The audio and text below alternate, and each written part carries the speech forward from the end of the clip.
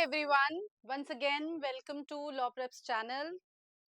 The CLAT 2027 official mock season is upon us, and I believe many of you are going to appear for the paper on 11th, right? LPT का first mock for CLAT 2027 season has officially started और तुम्हारा आप सबका mock है on 11th, right?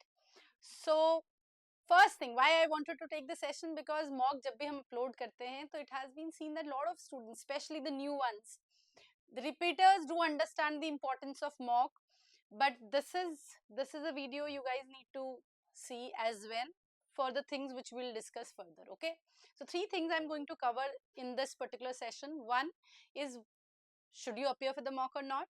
Especially this is more so for the new person. Even for those who are repeating, should they be appearing? Yes, even if it's easy or not, and everything will come to that later. Second, we'll discuss about whether when you appear for the mock, how to appear for the mock.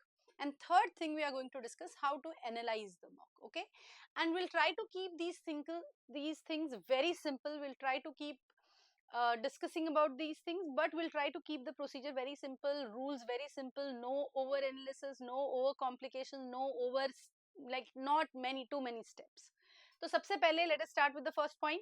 Should you appear for the mock or not? 101% जो repeaters हैं या जो foundation batch के हैं, they do know the answer is yes, absolutely 101% yes. ठीक है, बहुत अच्छे से समझ लीजिए, you must appear for the mock. ठीक है, mock आपको देना ही है, कोई excuse नहीं है, मेरा कोर्स नहीं हुआ है, you have to still appear for the mock. आपका अभी तो मैंने पढ़ना शुरू किया है, you have to still appear for the mock.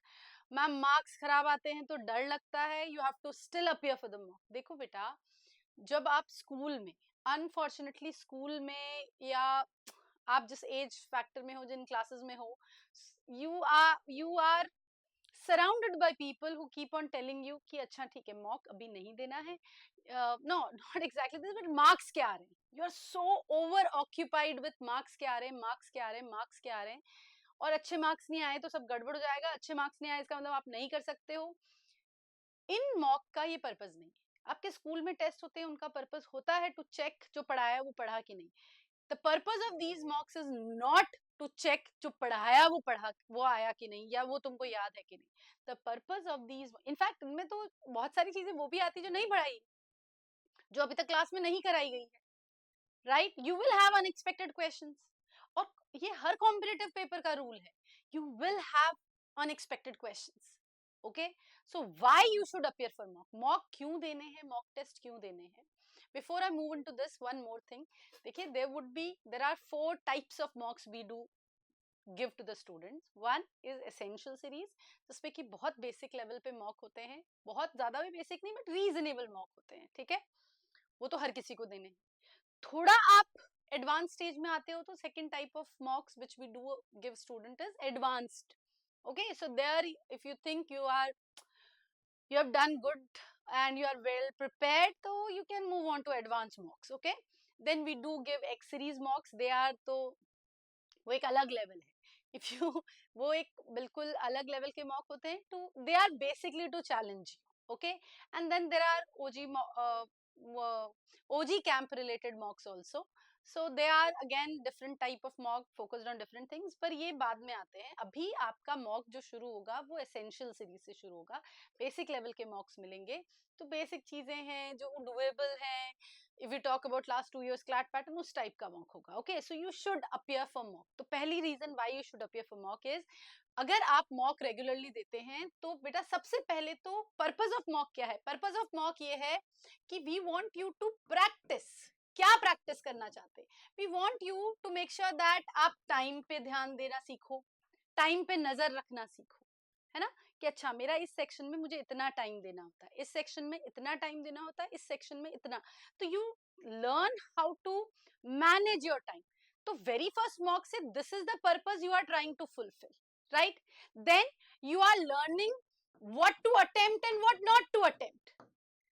आप ये भी सीख रहे हो कि पेपर में करने लायक मेरे लिए क्या चीजें हैं, नहीं करने लायक. तो learn to leave question. Especially जब आप स्कूल से कॉम्पिटिटिव पेपर के में शिफ्ट करते हो तो अप्रोच बहुत अलग है.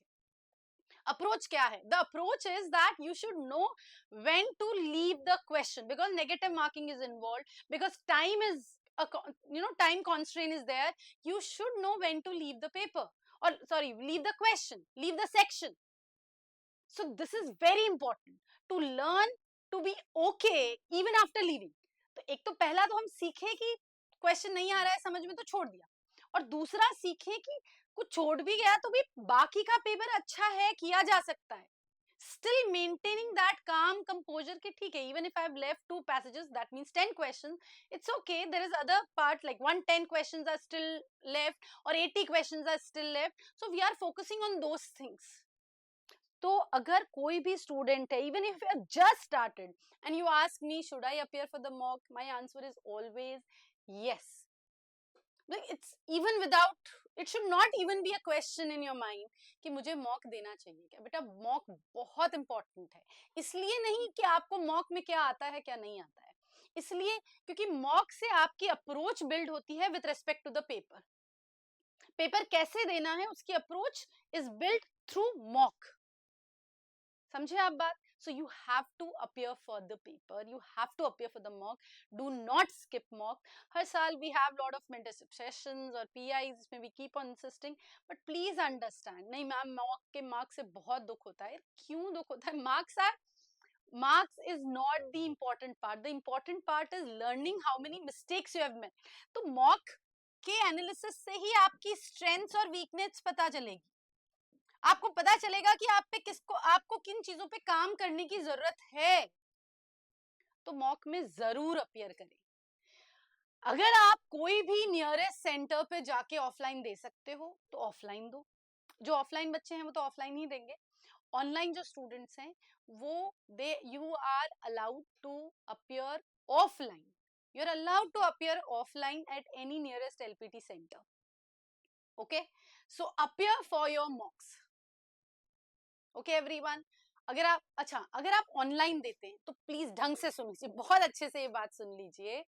That what you should do is you should print the mock. Online दो तो भी चलेगा, but the better way would be and the right way would be, PDF upload होता है मॉक का शाम को 6 o'clock जो संडे को.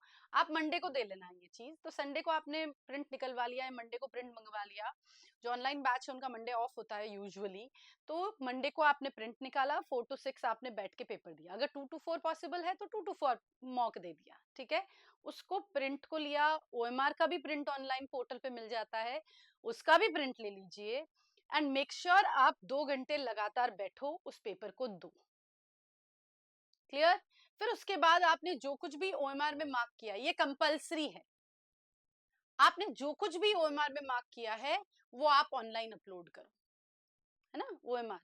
एंड जहां तक आता है कि cheat, if you cheat you know it will not help you anyways. Like if you get good rank in LPTs scoreboard, how does that matter, है ना. Be very honest. अगर आप ऑनलाइन प्रिपेयर कर रहे हो and we are trusting you with the fact that okay आप OMR में result upload करोगे, तो I believe you will be uploading it honestly. What is the point, है ना. आप कॉम्पिटिटिव पेपर में प्रिपरेशन कर रहे हो, so you should be very honest with respect to your preparation. There is no point to be lying to yourself और your parents और anyone for that matter कि डांट पड़ेगी मार्क्स कम आए. तो वो ठीक है यार, डांट पड़ेगी, पर उस चक्कर में आप खुद का अपना ही भविष्य थोड़ी बिगाड़ लोगे. तो आप मॉक दीजिए, जितना भी सवाल आता है कैसे देना है अभी सिखाएंगे. ठीक है, will talk about that also.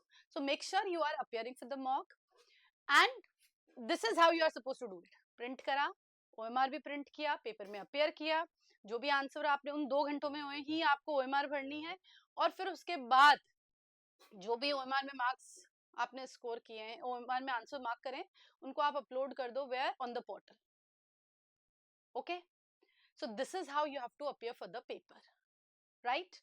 ये तो हुआ कि पेपर देना है और किस तरीके से देना है. अब आता है कि पेपर को कैसे देना है, राइट.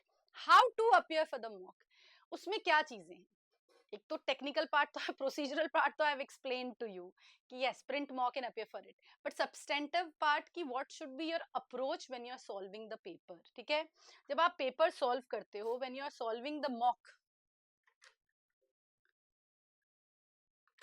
ओके यस, अब जब आप मॉक दे रहे हो ना, तो इसीलिए आई सेड प्रिंट करिए, because you have to feel कि क्लैट में आपका जब पेपर आएगा तो how would you act like it. Okay, तो पेपर देते वक्त क्या ध्यान में रखना है, what are you trying to learn. You are trying to learn कि अभी इस मॉक को देते वक्त मुझे कितना आता है या मेरा क्या लेवल है, राइट, वो जज करने की कोशिश करें, ताकि so that you can improve, so that you feel depressed, that's not the purpose. So that अगर बहुत अच्छा हो गया तो so that you feel elevated and overconfident, that is not the purpose. The purpose is to make sure you realize what are the things you are supposed to work upon. Okay, so when giving the mock also, your approach should be one, subject wise time division follow करो, ठीक है. It depends upon section wise length, passage wise length, but ideally CRRC you should be devoting near to 25 minutes. Okay, 50 minutes यहाँ हो गए, 10 to 13 या 15, 10 to 12 कर लीजिए to GK, right? And then 35 around minutes you should be giving to your legal, and 20 minutes you should be giving to your quant. ये तरीका है, ठीक है. This is how time is to be divided. अब होगा क्या, आप quant के आपने 20 मिनट दिए और आपको उन 17-20 मिनट में लगा कि यार मेरे को तो आ ही नहीं रही है, राइट, तो पहले आप सीधा वो टाइम सीआर को मत दे दो. सीआर आपको अभी भी 25 मिनट्स के अंदर अंदर सॉल्व करने की कोशिश करनी है. आरसी अभी भी आपको 25 मिनट्स में सॉल्व करने की कोशिश करनी है, राइट. लीगल अभी भी आपको 35 मिनट्स में सॉल्व करने की कोशिश करनी है. समझ गए आप बात? क्योंकि बच्चे बहुत गलती करते हैं कि वो क्या करेंगे, सीआरआरसी लीगल को मिला के आराम से पौन घंटे में सॉल्व करेंगे क्योंकि उनको लगता है क्वांट तो मुझे छोड़नी है. ऐसा ये नहीं सोचना है, शुरू से ही आपके दिमाग में क्लियर होना चाहिए that I am supposed to attempt all the sections. Okay, so when you are supposed to attempt all the section, you cannot take this risk of when you are supposed to solve all the sections, you cannot take this risk कि ये section छोड़ देंगे, ये section छोड़ देंगे. ये approach बंद कर दो. क्वांट छोड़ देंगे ऐसा नहीं है. Quant is very much doable. Quant कैसे शुरू करें, क्वांट से कैसे डील करेंगे, इस पे अलग वीडियो बनाएंगे, टीचर्स भी क्लास में एक्सप्लेन करेंगे, ठीक है. लेकिन अभी सारे सेक्शंस को और हर सेक्शन को, इवन अगर आप क्वांट छोड़ने वाले हो, आपको लगता है मैं क्वांट छोड़ूंगा, तो वैसे भी आपका सिलेक्शन अच्छे कॉलेज में नहीं हुआ. You can not leave any subject. Okay, और this is for some other session कि you should not leave the session any section whatsoever, no matter what. बिना जी के कर लूं, बिना ऐसे बच्चों वाली बातें मत करिए. This is an aptitude paper, थोड़ा मैच्योर बिहेव करना है ना. डिसीजन मेकिंग का paper, make good decision. Is would you say it's a good decision to leave a subject? Obviously not, right. So what you have to do is you have to appear for mock. Paper देते वक्त आपकी mentality क्या होनी चाहिए? एक तो बहुत खुश होके मजे से पेपर दो, चिल होके पेपर दो. स्कूल के पेपर की तरह नहीं, ओ माय गॉड पता नहीं क्या हो रहा है, एक एक मार्क्स, एक एक क्वेश्चन को अटेम्प्ट करना ही करना है, कुछ छूटना ही नहीं चाहिए. Not that is not the right approach. Okay, always give paper with a very happy and very positive feeling, because इससे कोई मॉक से कोई सिलेक्शन थोड़ी हो रहा है यार. So why should be so worried about पता नहीं क्या मार्क्स आ जाएंगे. और घर वालों को मार्क्स, घर वालों को पता चलेंगे तो डांट पड़ेगी. अरे ये तो अब ठीक है ना, जब तक आप कॉलेज में नहीं जाएंगे पढ़ाई के लिए डांट पड़ेगी. जिस दिन आप कॉलेज में चले जाएंगे पढ़ाई के लिए डांट बंद हो जाएगी, दूसरी चीजों के लिए पड़ेगी. जिस दिन आप कमाना शुरू करेंगे तो आप कैसे खर्च करते हो उस पर डांट पड़ेगी, और क्या खाते हो उस पर तो पूरे जीवन डांट पड़ेगी. आप कितनी भी एज पे आ जाओगे, your parents are always going to scold you about, they always feel that the kids do not eat healthy. Even if you're 50, you would know this, no? Even your grandparents would always be saying that okay, that your father mother has some habit of not eating healthy or that kind of thing. Not always, but yeah. So डांट पड़ेगी, इससे ऊपर, ये तो part of life है. Okay, तो उससे ऊपर उठ जाओ यार कि डांट पड़ेगी, ठीक है. और बहुत सारी चीजों की तो डांट पड़ती है ऑलरेडी. फोन यूज की, बहुत सारी चीजों की ऑलरेडी डांट पड़ती, तो क्यों ही बर्डन लेना है, क्यों परेशान होना है, right? So you should simply understand this thing that you have to appear for the paper mock. And how do you appear for the mock? mock देते वक्त सबसे पहले पैसेज देखो, ठीक है. पैसेज समझ में आया, समझ में आ गया तो क्वेश्चन पढ़ो. अब पैसेज समझ में ही नहीं आया, हमको तो पैसेज ही नहीं समझ में आया क्योंकि पैसेज जो है it is related to philosophy on AI and humans. चलो ये तो समझ में आ जाएगा आप लोगों को, but let us say it is a passage related to what economics, कुछ लोगों का वीक हो सकता है, या it is a passage related to how genocide is based on ethnicity in Africa. अगर आपने उस टॉपिक पे नहीं रीड कर रखा है तो it could be an issue. तो कुछ ऐसे टॉपिक पे, या टैक्सेशन लॉ पे आ गया, या टैरिफ्स पे, या कुछ ऐसा टॉपिक आ गया जिसपे आपको थोड़ी समझ नहीं है, यानी पैसेज, या कोई ऐसा फिक्शन टॉपिक आ गया, जैसे for example it is Tolstoy पे है ना, रशियन ऑथर की कोई बुक स्टोरी है, वो फिक्शन में आ गई, तो it would be difficult for you to understand. Then you will realise okay this is my weak point, fictional type के पैसेजेस मेरा वीक पॉइंट है, इकोनॉमिक्स वाले हैं, जियोपॉलिटिक्स वाले हैं, इंटरनेशनल इशू के हैं, जियोग्राफी से रिलेटेड है, एनवायरनमेंट से रिलेटेड है, पैसेज का टॉपिक क्या है, what is your week point, है ना, पैसेज किस टाइप का पैसेज। हमेशा मॉक में you should have list of topic. Passage अगर समझ में आ गया तो कर लो, नहीं समझ में आया तो छोड़ दो, आराम से छोड़ो, खुशी खुशी छोड़ो, ठीक है। और देखो जिस दिन भी पहला मॉक दोगे दिक्कत आएगी, तो बेटर है कि अभी दे दो, कम से कम अभी आप पेरेंट्स को कह सकते हो कि अभी तो पढ़ाई शुरू करिए। Okay everyone, so give your appear for your mock, पैसे समझ में आता है तो करो, नहीं तो छोड़ दो, उस वक्त तो छोड़ दो, बाद में समय बचा तो आ जाना। फॉर नाउ आपने सीआर को 20 मिनट्स दिए हैं, ऐसा पैसेज आ गया है, नहीं समझ में आया, leave it, move ahead. Later से पैसेज समझ में आ गया तो आपने क्वेश्चन पढ़ा, क्वेश्चन समझ में नहीं आया, ओके क्वेश्चन कह रहा है ओके इसका सेंट्रल आइडिया बताइए, खैर पैसे समझ में आया तो सेंट्रल आइडिया समझ में आ जाएगा, लेकिन फिर भी कुछ ऐसा अजम्पशन पूछ दिया, कोई पर्टिकुलर टॉपिक पे पूछ लिया, आपको नहीं आता, क्वेश्चन समझ में नहीं आता, तो in that case again leave it. ऐसा नहीं करना है, देखो इस साइकिल में नहीं फंसना है कि पैसेज पढ़ लिया अब तो क्वेश्चन करूंगा, don't get into that ego tension. Question क्या लैंग्वेज है, क्वेश्चन की पैरेलल रीजनिंग का क्वेश्चन आ गया, नहीं समझ में आता, छोड़ दो, राइट। लेकिन अगर क्वेश्चन समझ में आ गया और ऑप्शन में कंफ्यूज हो तो करो, अगर ऑप्शंस में कंफ्यूज हो तो करो, 101% करो, तब क्वेश्चन नहीं छोड़ना है कि पता नहीं बी होगा कि सी होगा, जो आपको इंस्टिंक्टिवली लग रहा है वो कर लो। कि मैम गलत हो जाएगा, नेगेटिव मार्किंग, ठीक है, मॉक है, do not worry so much, इतना सीरियसली कि कुछ भी गलती करो, मॉक इसलिए दे रहे हैं, गलती करो ताकि एनालिसिस पे will work on the mistakes. So learn, see पैसे समझ में आ रहा है, क्वेश्चन पढ़ो, नहीं समझ में आ रहा है छोड़ दो, पैसे समझ में आ गया, क्वेश्चन समझ में आ गया, move on to the options, mark the question, आगे बढ़ो, do not a be again reading the passage, don't do it. From the very starting practice this, कि हमको बार बार पैसेज नहीं पढ़ना है, हमको बार बार ऑप्शंस नहीं पढ़ने हैं, हमको बार बार क्वेश्चन नहीं पढ़ना है, पहली बार में जो समझ में आया मार्क करेंगे, आगे बढ़ेंगे। अगर कंफ्यूजन है तो क्वेश्चन छोड़ दो, टाइम बचेगा तो वापस आ जाना, बट अभी क्वेश्चन छोड़ दो। Why am I telling you this, because हो सकता है ये ट्रिकी क्वेश्चन हो इसलिए आप अटक रहे हो, और आपकी तरह और भी बहुत सारे अटक रहे होंगे। This is a paper in which who does anyone who does better than others is going to get through, so probably there are easy questions lying forward, because but you are stuck in this kind of question, thus you will never get time to get to that easy question at all.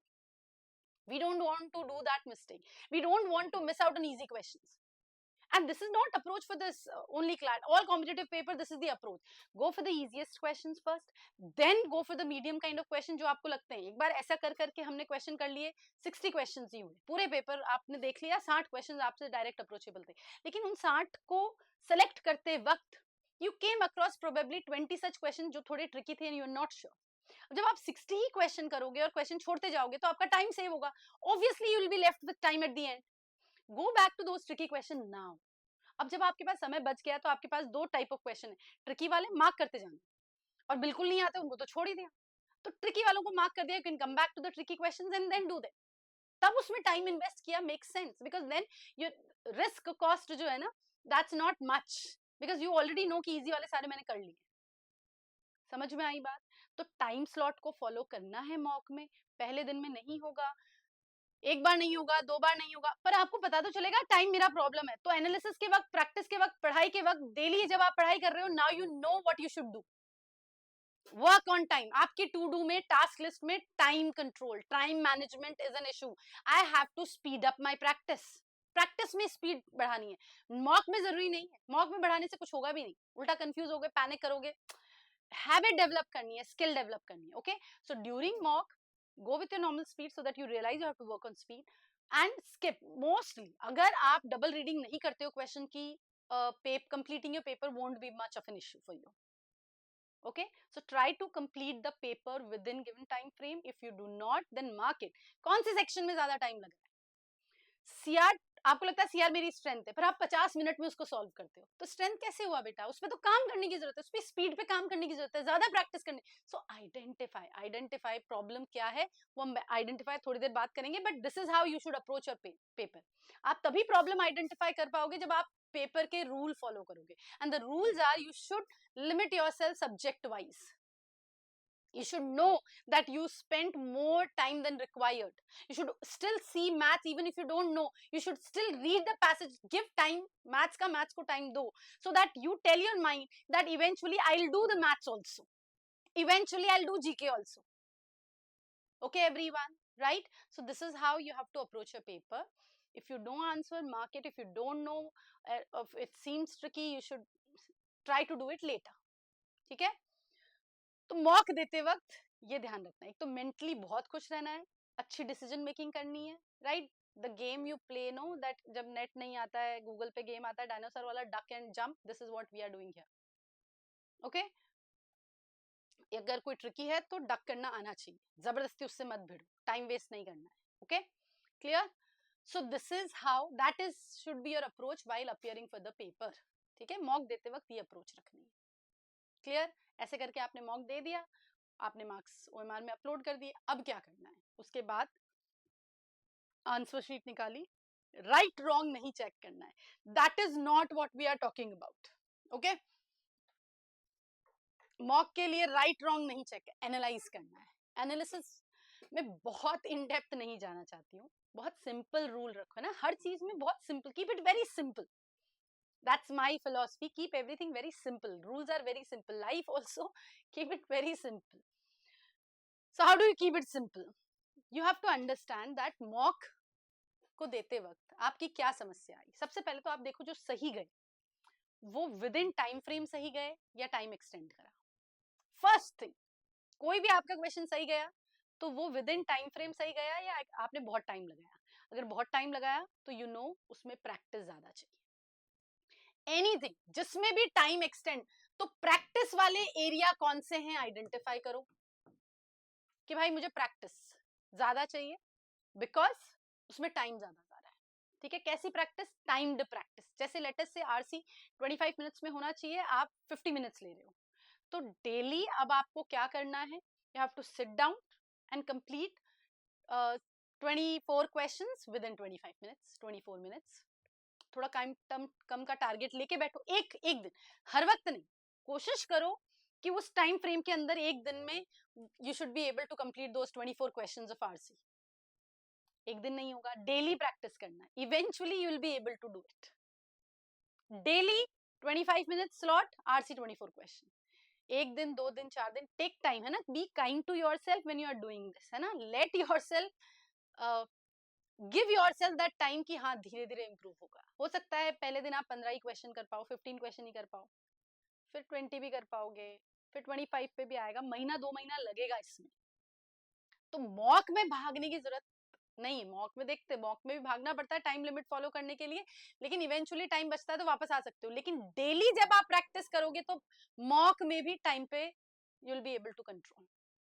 तो identify the problem कि मेरा time, अगर सही भी हुआ है सवाल, if time is a problem तो it's going to be problem in the paper also. समय खूब है पर प्रैक्टिस अभी से करनी है ना. Get hold of this thing as soon as possible. Okay, तो सही क्वेश्चन में ये चेक करना है कि टाइम के लिए खत्म किया कि नहीं, या तुक्का लगा के तो सही नहीं किया था. राइट, रीजनिंग सही है या नहीं है कि नहीं है मेरी, that is what you have to look for. अगर रॉन्ग क्वेश्चन है, ये हर मॉक के बाद आपके पास लिस्ट होनी चाहिए किस चीज की. अगर आपका सवाल गलत गया है, जीके में गलत गया है, सीआर में, आरसी में, लीगल में, क्वांट में, if you have marked wrong answer तो नोट डाउन द टॉपिक. क्या टॉपिक का क्वेश्चन अगर रॉन्ग गया या छोड़ दिया, या तो गलत हुआ या छोड़ दिया. गलत हुआ या छोड़ दिया तो छोड़ा क्यों? पैसेज की वजह से, पैसेज समझ में नहीं आया इसलिए छोड़ा, या पैसेज में कंफ्यूज थे इसलिए ज्यादा गलत हो गए उसमें. जैसे एक पैसेज में आपके अगर 3 क्वेश्चंस गलत हुए या उससे ज्यादा, तो मतलब मोस्ट प्रोबेबली आपको पैसेज ही समझ में नहीं आया है या आपने पैसेज का रॉन्ग इंटरप्रिटेशन किया है. So if not understood the passage, you should mark the topic of the passage. उस टॉपिक पे डू एक्स्ट्रा रीडिंग. जैसे इफ यू अंडरस्टूड कि रशियन ऑथर का अगर फिक्शन आर्टिकल आता है, फिक्शन पैसेज आता है, तो मुझे दिक्कत होती है, तो read 2-3 short stories of Russian authors. Philosophy में दिक्कत है, जियोपॉलिटिक्स में दिक्कत है, इकोनॉमिक्स में दिक्कत है, डेली न्यूज़पेपर में इकोनॉमिक्स भी पढ़ना है। सिंपल, बहुत सिंपल रूल है। पैसेज समझ में नहीं आया उस टॉपिक, कोई नया लॉ है उसमें दिक्कत आ गई, ये टॉपिक लिस्ट होनी चाहिए। जिसके पास भी ये टॉपिक लिस्ट होगी, आफ्टर 10 मॉक्स द स्टूडेंट, और लिस्ट होगी और उस पर काम करोगे, तो after 10 मॉक्स you will see drastic improvement, drastic improvement, because by 10 mocks you would have worked upon at least 50-60 topics, and going through making, being aware of 50-60 topics improves your argument, your vocab, your reasoning, your comprehension, your articulation, like anything. 101% वो आपको सब subject में help करता है. Okay, so note down the topic, even if it's a new law, note it down, read about it on 2-3 articles. Okay, कहाँ से read करेंगे? iPleaders or Legally India, not Live Law, not Bar and Bench, because those are news reporting websites. They don't write researched article on topics. For that you can refer to Legally India or iPleaders, और Legal Express में अगर cover हुआ है तो from there you can cover, LSE में अगर उससे related कुछ article आए हैं तो you can cover, but read about the topic. Okay, teacher को भी बोल सकते हो कि इस टॉपिक को कवर कर ले, वैसे तो टीचर इवेंचुअली कवर करते हैं, फिर भी नहीं कवर हुआ है तो write it to the teacher कि भाई ये क्लास में कवर होना चाहिए. Okay, so topic list. अगर पैसेज समझ में आ गया फिर भी क्वेश्चन गलत हुआ है तो कॉन्सेप्चुअल प्रॉब्लम हो सकती है. अजम्पशन के क्वेश्चन गलत हो गए, इन्फ्रेंस के गलत हो गए, स्ट्रेंथनिंग वीकनिंग गलत हो गई, वोकैब के क्वेश्चन गलत हो रहे हैं, फिगर ऑफ स्पीच के क्वेश्चन गलत हो रहे हैं, टोन्स के question. Identify the topic, right, sorry concept. तो पहले टॉपिक नोट कर लिया, फिर कॉन्सेप्ट्स कि किन कॉन्सेप्ट्स पे मुझे काम करने की जरूरत है. What are the concepts I need to work upon? Make sure you are working, make sure you are learning, make sure you are practicing. उन टॉपिक्स पे आपको शॉर्ट वीडियोस मिल जाते हैं पोर्टल पे, हर टॉपिक के आपकी क्लास भी होती है, और हर अच्छे टीचर, मतलब कोई ना कोई टीचर का आपका शॉर्ट वीडियो भी रिकॉर्डेड होता है ना, कॉन्सेप्ट पे बेसिक एसेंशियल समझाते हुए. तो गो टू दैट टॉपिक, है ना, प्लस उससे रिलेटेड प्रैक्टिस कर लो. जैसे आपको कोई टॉपिक समझ में आया कि ये फिलोसफी, तो आपको मॉड्यूल्स में मिला हुआ है फिलोसफी के प्रैक्टिस क्वेश्चंस है. आपके इकोनॉमिक्स का इशू है, आपके मॉड्यूल्स में सिर्फ इकोनॉमिक्स के प्रैक्टिस क्वेश्चंस है. आपको जियोपॉलिटिक्स में सिर्फ उसके क्वेश्चंस है, एडिटोरियल में सिर्फ उसके क्वेश्चंस है, पॉलिटी में इशू है सिर्फ उसके क्वेश्चंस है, पैसेजेस. तो आइडेंटिफाई टॉपिक, टॉपिक में प्रॉब्लम नहीं है तो कॉन्सेप्ट. अजम्पशन का है तो अजम्पशन से रिलेटेड क्वेश्चन प्रैक्टिस करो, इन्फ्रेंस का इन्फ्रेंस से रिलेटेड, फिगर ऑफ स्पीच का है तो उससे रिलेटेड काम करो, टोन्स है तो मल्टीपल टोन्स से रिलेटेड काम करो. कॉन्सेप्ट पे सेकंड लिस्ट होनी चाहिए, कौन से कॉन्सेप्ट. अब कॉन्सेप्ट पे काम करना इज वेरी फ्रस्ट्रेटिंग. टॉपिक तो क्या होता है, आप कोई टॉपिक पे पढ़ते हो तो इवेंचुअली उस टॉपिक पे आप गलती नहीं करोगे, लेकिन कॉन्सेप्ट पे प्रॉब्लम क्या है, जैसे आज आपने स्ट्रेंथनिंग वीकनिंग पे काम किया या अजम्पशन पे काम किया, तो 3 वीक्स लेटर और मे बी 2 मंथ्स लेटर वापस आपका अजम्पशन गलत हो जाएगा. तो वो you have to keep working on it. This is something you have to keep doing. Conceptual mistakes बार बार होती है, उन पे काम करते रहना है. Okay, clear. मैथ्स में भी कॉन्सेप्ट नोट कर लो, रेशियो पे काम करना है, मेंस्ट्रुएशन का टॉपिक आ गया उस पे काम करना है. सो work on those thing, note them down. Now you no कि ये मुझे काम करने वाली चीज. जो बच्चों का था ना टाइम टेबल बनाओ, टाइम टेबल क्या आपको पता है ये काम करना है, ये टास्क है आपके, खत्म करो इनको. स्कूल के साथ कैसे खत्म करो, तो ज्यादा टाइम ले लो. खाली बैठे दिन भर क्या क्या करेंगे, टास्क टेबल खत्म करो. This is your to do list. Okay, so work on these topics, concept. Third very important thing you should note down, that during the paper what was your behavior या mentality.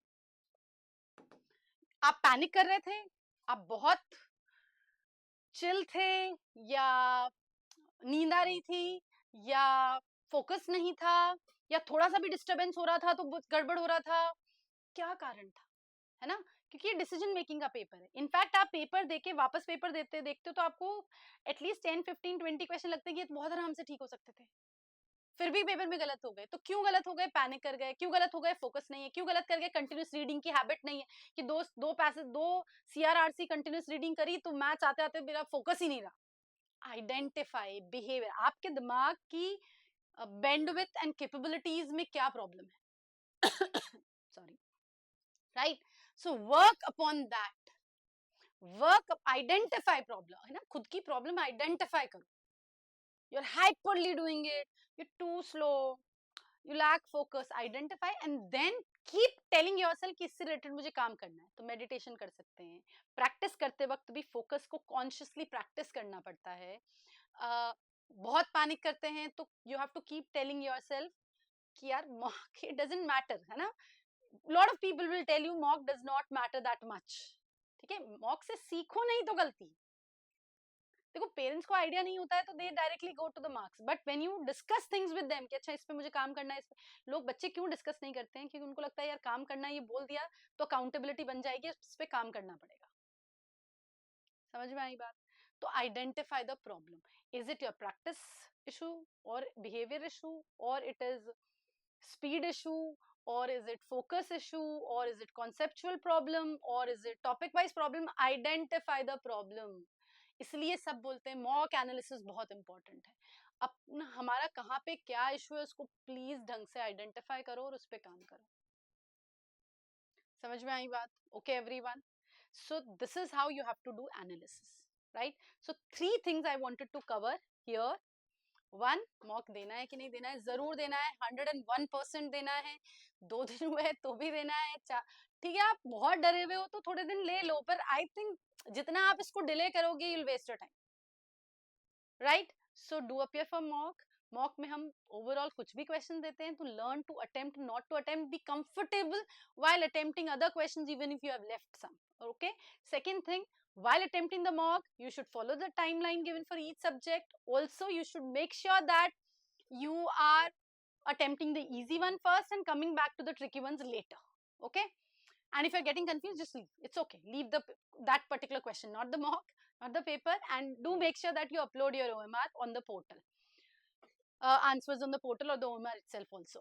Okay, then thirdly, this is how you analyze your mock. Keep it very simple. Identify, be very honest with yourself. What is your problem? Why you are marking this wrong? Is the passage problem? Is the concept problem? Is the behavioral problem? What is the problem? Right?